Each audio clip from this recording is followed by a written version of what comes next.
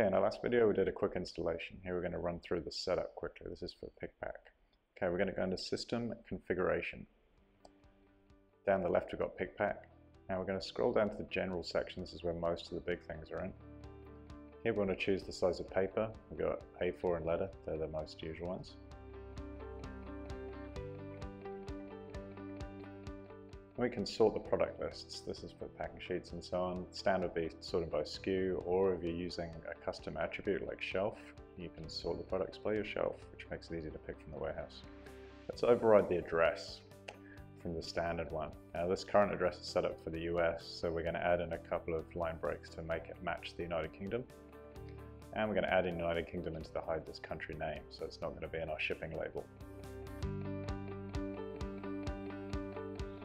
Okay, let's set up some fonts. All the fonts follow roughly the same layout.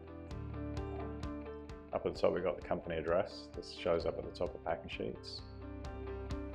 Here you can see we can choose the font, we can choose the style of the font, we can choose the size of the font, and we've got a nice handy color picker to choose the color. Title bars is handy for sorting out your company branding.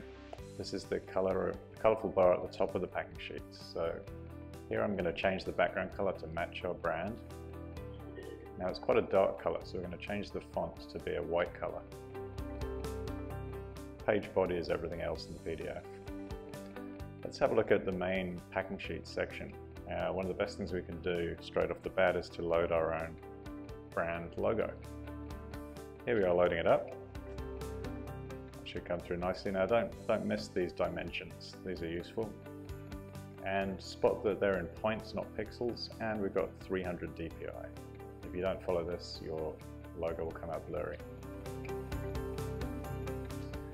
Stick the company address in at the top. This will go on the right hand side of the logo. Now we're going to add the shipping address at the bottom of the page. So if you're using integrated labels, this is where you set that. We'll add in the return address. Put a nice funky background image behind the return address.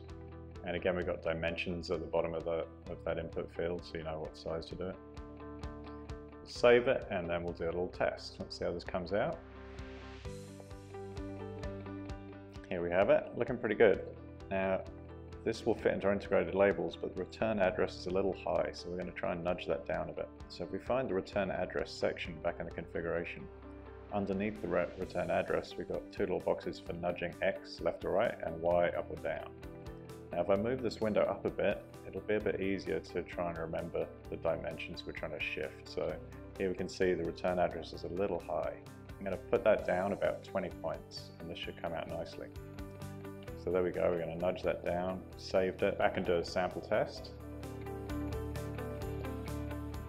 And here we are, we've moved the shipping address down 20 points. It looks better than before. Here we've got a great looking packing sheet. We're showing the quantity that's been ordered, the SKU, we're sorting it well.